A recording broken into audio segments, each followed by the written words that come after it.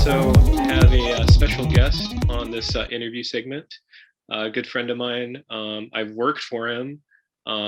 Had pleasure of working on the same features. My good friend Eric Erickson. How you doing, good sir? Hey, it's good to see you, man. I haven't seen you for a while. Yeah, no, I think like 2 years. We worked on Arctic Apocalypse. I'm not sure. That was 2 years ago? You know?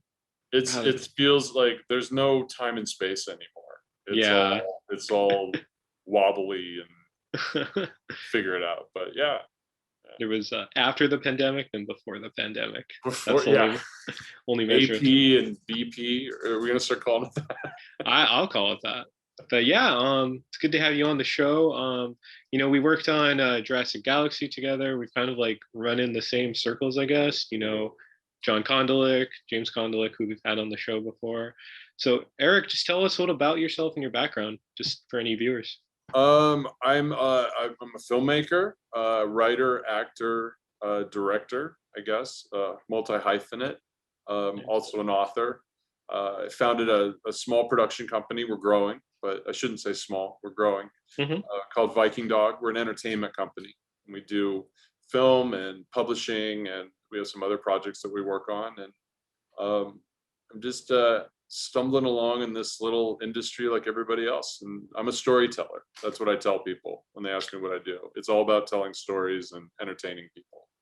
Yeah, definitely. Yeah, I mean, I was doing, because I've known you for like maybe like 3 years, but just kind of like doing research. It's cool to see like just your whole background. Using the most of the IMDb and with your book, and then just acting, and I saw that you were a wrestler too, which was like the coolest thing. Well, I did some. I did. Okay. I was a I worked with. I was Sting's stunt double for the WWE for a commercial.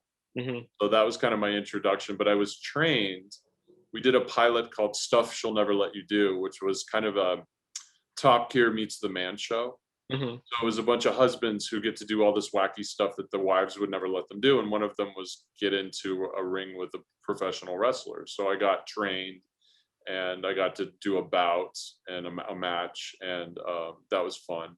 And then I ended up on Lucha Underground, where I went up against Conan and in a sequence, and that was a blast, shooting that with him. And I have a lot of friends who are former WWE wrestlers, and just all these people that I've met that are so, Katrina Lee is a really good friend of mine, and ended up hanging out with John Hannigan for a while, and Dave Mazzani is a friend of mine, and it's just a fun group of people because I love it because they're all characters. Yeah. You meet the real person, and it's just like actors. It's Yeah. It's totally different. Well, I was going to say for this is since it's airing on a segment of serving up comics or comic book show, it's very comic booky, where it's like the mask and then the secret identity, right? Oh, absolutely, absolutely. Like even when I did some of the training, that was one of the things I talked to you about. Is like, this is a character. Like you have to sell this, and it's like, this isn't who you are outside the ring. It's like you're creating this character. Put on the mask and play the part. Which as an actor appeals to me. I get that. Yeah. So it's very fun. And they're like, sell the pain. Yeah. No, dude, that's great, because I was gonna say, were you a hero or a heel though? I was in real life. Oh, your character now, because no, you're like the cool, yeah, you're the coolest. When dude, I was so. when I did Lucha, we were heels because okay. He wasn't a baby face, but he was the hero of the segment. And when we did Stuff She'll Never Let You Do, I was a baby face. I was a hero in that, So it's been, I never had the chance to like go full on. Like by the time I kind of got into it, I realized I'm not a spring chicken anymore. Yeah. So it's like, I don't want to get thrown around. Like the first time I ever ran the ropes, just in training, the next day I woke up and my entire back was just black and blue. Jeez. Just from running the ropes. Wow. And I was like, do I want to do this? No, it's fun to learn. It's fun to have it in my repertoire. I definitely, whenever I do fighting and stunts in films, I use what I've learned. Yeah. There's I love a good spear. I love a good bulldog. I love a good, some of the, Roman Reigns is a jackass, but I love some of the stuff that he does, so I'll kind of borrow some of that. Still haven't done the Superman punch in a movie, but one day I Wow. will. Yeah, definitely. Yeah, we'll have to see that. I think you could do it. Yeah. I trained in Muay Thai, so it's just a dragon punch. It's just getting that air, coming Mhm. down with that. But Yeah, the momentum. Eric, also kind of lending itself to these, the show. We have comic book fans, but a lot are video game fans. And as some listeners may not know, you are Big Joe in Life is Strange 2. I Tell us am. a, tell us a little bit about that, because that's I'm a big Square Enix fan. I love some of the games. The first Life is Strange is great. Played a lot of the spin-offs and everything. Talk a little bit about working with Square. So the first film I did, Far Cry Primal.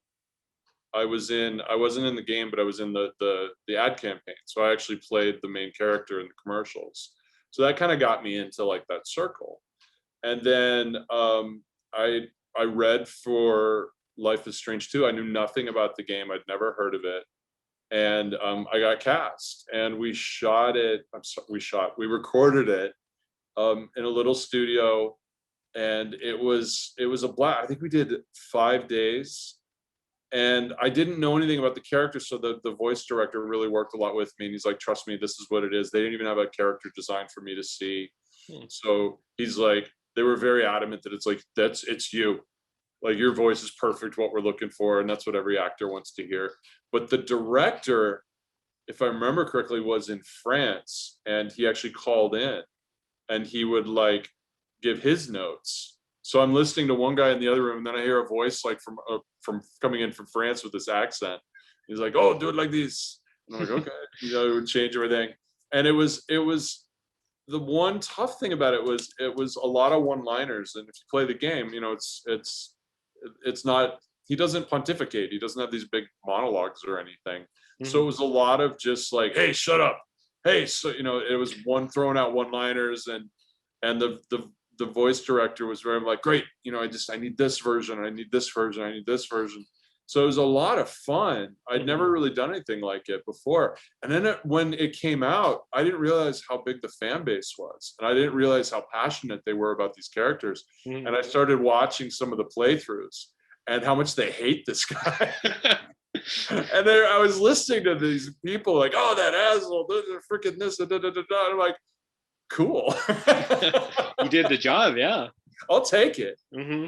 So every once in a while I'll pop in, and I'll be on like Instagram, and I'll scroll through, and I'll see people talking about it. And I'll be like, oh, I'm glad you like the character. And they'll be like, Big Joe responded to my thing. Oh my god. I was like, all right, that makes my day. That's That's cool. That's awesome.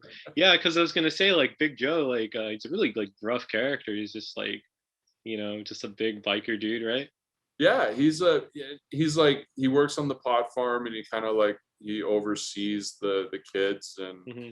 he just doesn't take any crap. He's just Yeah. really kind of like, he doesn't hate his job, but he definitely doesn't want to be there. He's like, he just kind of goes through the motions and doesn't want to deal with their shenanigans. He gets hit in the head one point with an ashtray, I think it was.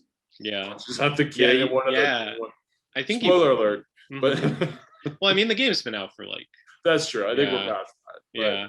but I it was was gonna. fun. It was the hardest part for me really was like, when I do a lot of over the years, I've done a lot of villains, and a lot of times they ask me to like, they're like, play with your voice and like give it more character. And I've done like some voiceovers, like a almost like a Clint Eastwood thing, where Hmm. it's like, just show me your money, that kind of thing. Yeah. And that was one thing, is like, I kind of slipped into that. He's like, no, no, no, no, no, no, no, no. He's like, just play it straight. Just use your normal voice. So it was a learning experience as well as enjoyable. Yeah. As an actor, you're always looking to walk away with something and learn from it. I definitely did.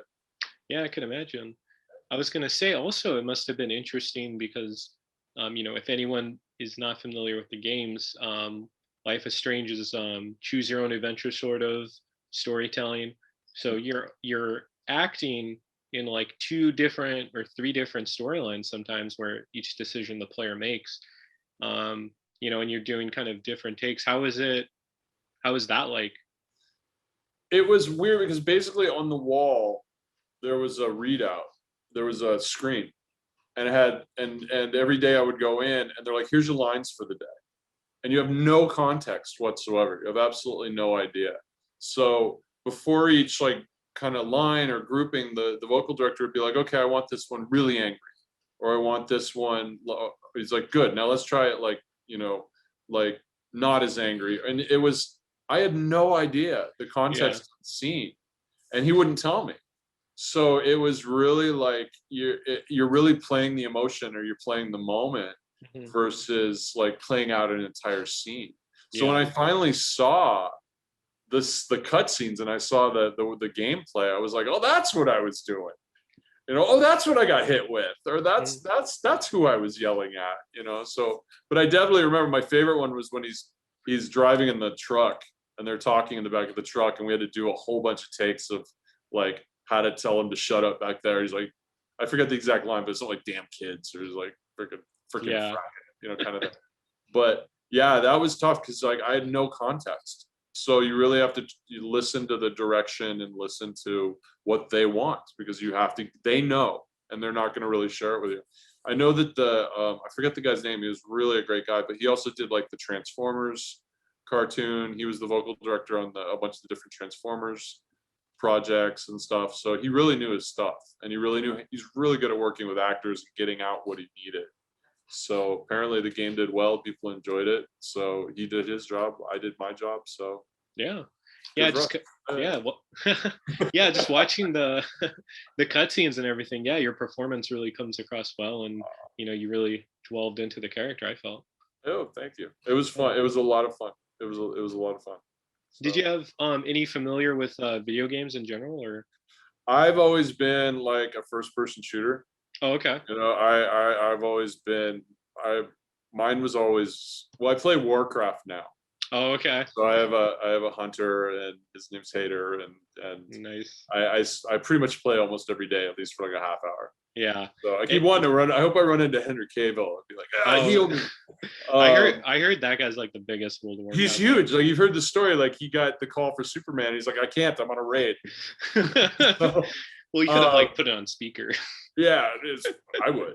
Yeah.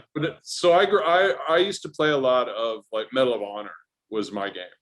Like Nice. literally, I way too much. To the point I finally had to put away my PlayStation and my PS2 and 3. I was like, I'm spending too much time on this, and then I got into work.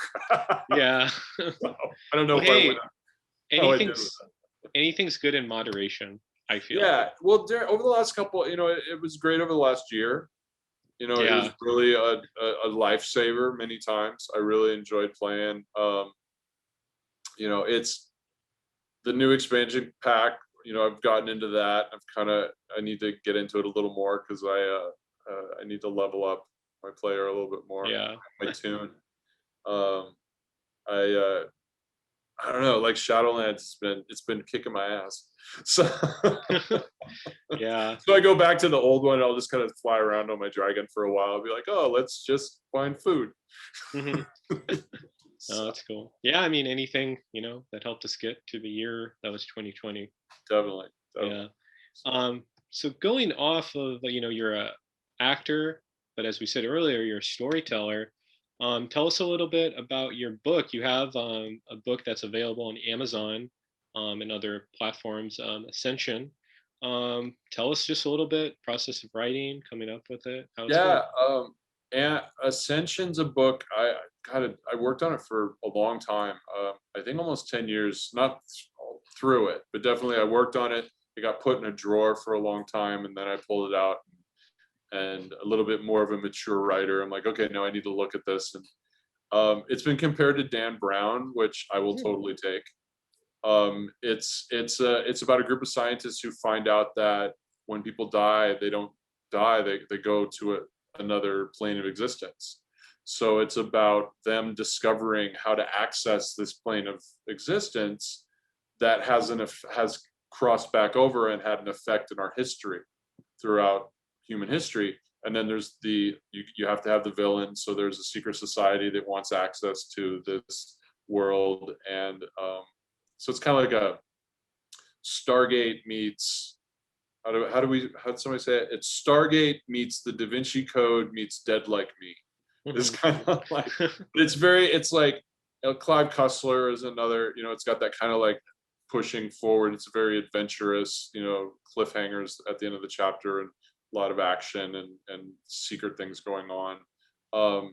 Very proud of it. It was a lot of fun to write. It was really like, that you're writing something that there's something special. When I was doing the edits, and I literally was losing myself in the editing process and realizing that I hadn't made any notes in like 30, 40 pages. Not that it was perfect, by no means, because there's always something, but losing yourself in the story. It's just like with a movie. Like if you start losing yourself when you're editing the film, you're doing something right, because you're enjoying the story as well. So so it's available on Amazon. Hardcover is available from Barnes and Noble.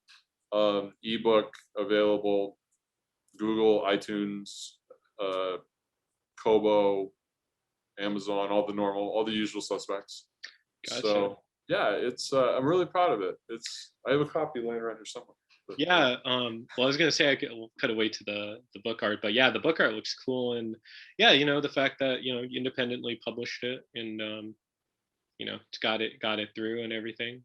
It was that's like, so Viking Dog, that was one thing about my company, is it started out as a production company for film. So I wrote and directed a film called Truth that we did really, really well in the festival circuit. We won a lot of awards, directing, acting, best feature. I ended up going to Russia to present it at a Russian film festival, which is an amazing experience. And I'm not satisfied with just doing one thing. So I started expanding the company, and I'm like, what else can we do that's part of storytelling? So that's when the books came in naturally. So we publish, Ascension was our first novel. We have a series of factoid books called the Little Book series, and they're just little like fun, like bathroom books that you sit there, but it's like Vikings and wolves and knights and the Old West, and they're just fun little, books. Kids dig them, adults dig them. They're fun to read.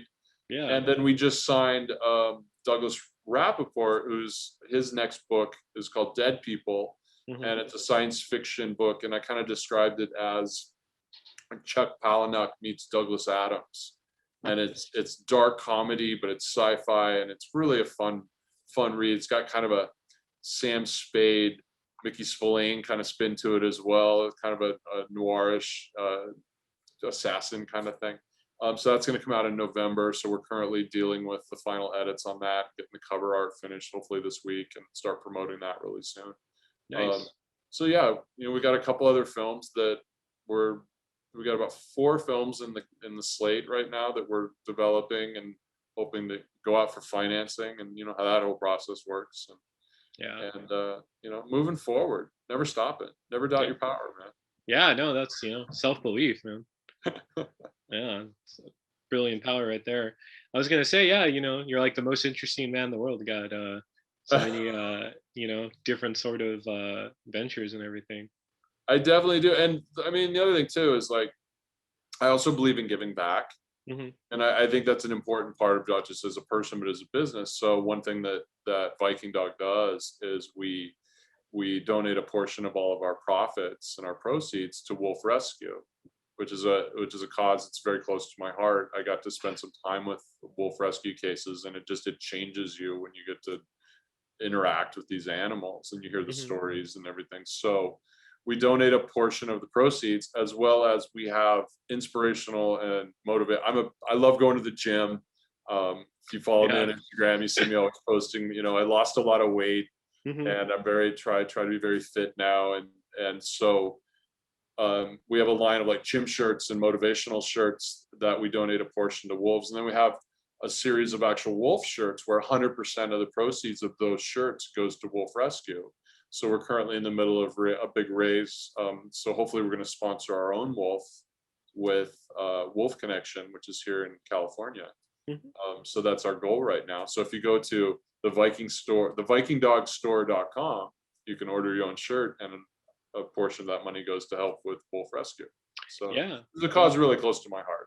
Oh yeah, because I follow it and I follow your campaign. I think it's really important too because I believe during the last administration, a lot of environmental protections Mhm. were ceased, and not a lot of Yeah. work that needs to be done, I would imagine. Yeah, the wolves were taken off the endangered species list because technically they were, but as soon as they did, all of the states, not all the states, but a number of states started instituting hunts. Mm, And these hunts are, some of them are unregulated, some of them are regulated, but even the environmental people, the people who made the laws, are saying they're not needed. There's a big argument over, like, there are pups that are being killed in the dens, which is against the rules. There in Oregon, there were some that were killed from a helicopter. It's a big, the discussion isn't being had about what needs to happen. And I'm all about having a civil discussion about it, but at the same time, this isn't it. So you'll see hashtag stop the hunt and a lot of these things. And I've gotten a few interesting tweets about how I need to shut the hell up. But jeez. Yeah. I was called a tree hugger, and if you've ever met me, that's not me. Yeah, yeah. Yeah. I don't know. Yeah, teach. Everyone has their own opinion, but yeah, definitely have to. But you can't. The thing, and without going off on a rant, Hmm. what you can't deny is that a place like Wolf Connection or Apex or some of these groups, they take in wolves that have been injured, that have been, some of them have been trapped, some have been tortured, some of them are wolf hybrids that people shouldn't even have, and they give them a place to be safe.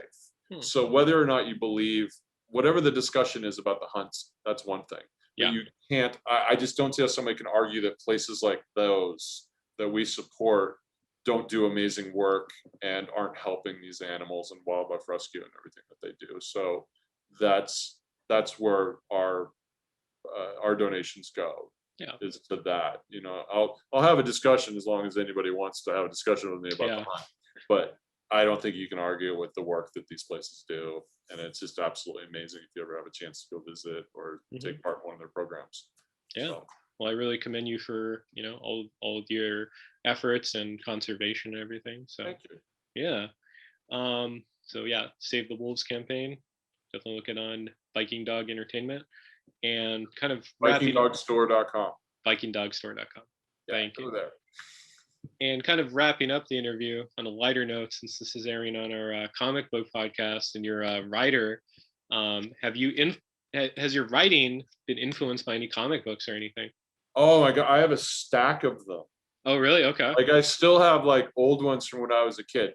So without getting into how old I am, like, I am still a fan. Like, I remember, like, like, I grew up on like GI Joe, Spider-Man, Secret Wars, Nice. X-Men, like the early, like, before they did the relaunch, Hmm. the Phoenix saga, Oh. that whole kind of period. The Brood scared the living crap out of me as a Hmm. kid. The idea they get inside, that. Yeah. So definitely the storytelling, but another thing, like, visually, like, I'll sit there and just look at the way that story gets laid out in the panels. And that is something. The Marvel Super Specials. I don't know if you remember Oh those. yeah. They would do the magazine ones. Like, Hmm. I have a pile of those, and I still have all of those. I love those. Yeah, I was reading a lot of that era during the quarantine, so I read like a lot of like Giant Size, and I think it was like Super Villain Team Up. I think is Yeah. like such a brilliant one because it centers on Doctor Doom, who's I think the most interesting Marvel villain, and it's like Doctor Doom like interacting with like the politics of the time because he meets like Henry Kissinger, he meets with like the president, and it's like he's I doing used it. to love it. Like Superman fights Muhammad Ali. Yeah. I like that one. Or I remember there were the DC Marvel Oh crossovers in yeah. the 70s and 80s. Hmm. Those I remember. And another one, like, here your viewers will be like, what is he talking about? There used to be a comic book called Team America. Okay. You ever heard of it? I know the Not Matt the St- not Matt the not the puppets. It's called yeah. Team America. It was a motorcycle team. and it Okay. was Marvel Comics, and it only lasted like 10 issues, and they canceled it. Hmm. And as a kid, I would read it. I read it. I never got to read like the last issue, to Yeah. find out how it all ended, because there was this character called Marauder, and he was Okay. like this secret special guy that always saved the other members of the team, but they didn't know who he was, and they would hint at like maybe he's one of them and maybe he's not. Da, da, da. So it took me like 20 years before I was finally able to get a hold of the like last issue and actually read it and be like, oh, that's how it ended. Eh. Yeah, yeah. A lot of these books were like, some of them have like really definitive endings. Like I'm thinking of like Rom Space Knight, Yeah. where people die.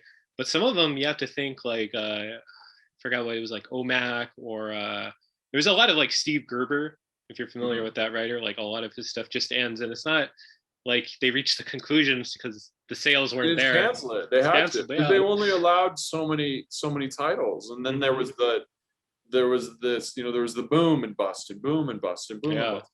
Um, like another, I was really big into Alpha Flight because I grew up near the Canadian border, Yeah. and like I was really, Sasquatch and Puck Hmm. and Heather and all Guardian and all of the, like, I loved those, and then I kind of fell out of it. But that's the movie I'm waiting for. I think it'd be a Yeah. better animated series personally, but Yeah. They're an that's interesting what I'm team. excited about. Yeah. Then bring back Wolverine on the team. Yeah, like they could, like, they would weave that into it. And it was, that was a great story. I really loved that one. I remember reading Defenders, Defenders, but like the yeah. original Defenders, not the Netflix thing was so different than, Yeah.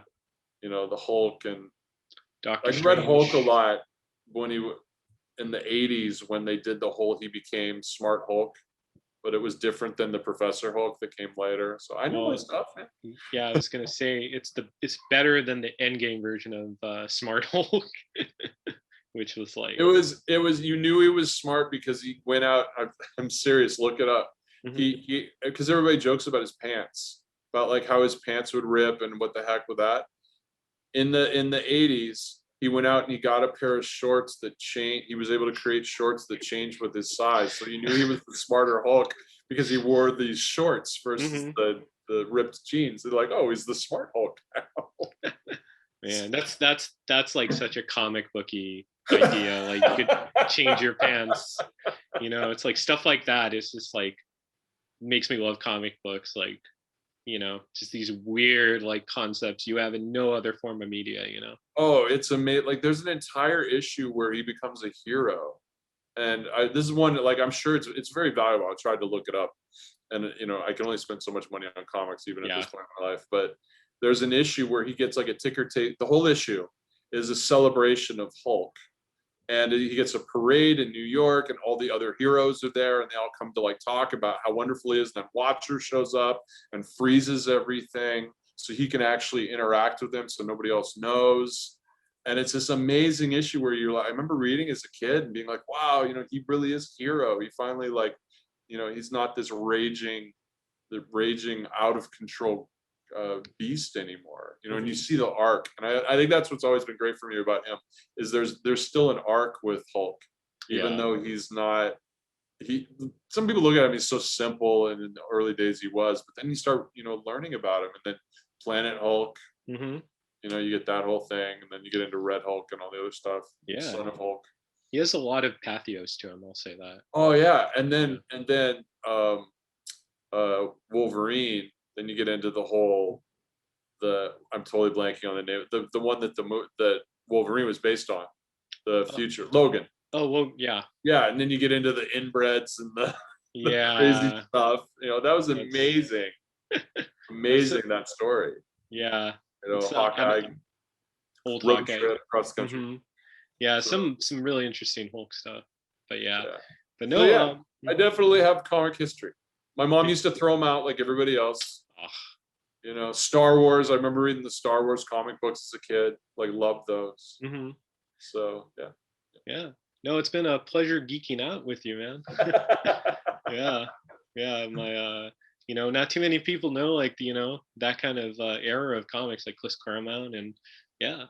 Oh yeah, yeah. It was really important to me because I was a single kid growing up. I had a sister, but a single mother, My sister was adopted, and she came along a little later, so I had a lot of time by myself. So comics definitely shaped me for better or worse. Yeah. Yeah. But Well, we're appreciative of comics on the show, but a little short on time. But I wanted to have you. What where can people follow you at? Any listeners? Anything you want to plug? best place is I'm big on Instagram. It's a happy place. So the Angry Viking on Instagram, and then check us out. Viking Dog ENT on Instagram is our production company, and you can learn more about the movies, the books, the wolf work that we do. That's a great place to start. Okay. That's where I would send people. So Definitely. Instagram's happy place. Yeah, I love that app. Yeah, it's the better app. I stay on that instead of Twitter sometimes. But yeah, but no, thank you for joining us, Eric. It's been a That was a pleasure. blast, man. Thanks for having me. It was a lot of fun. Yeah, hope to have you on again soon.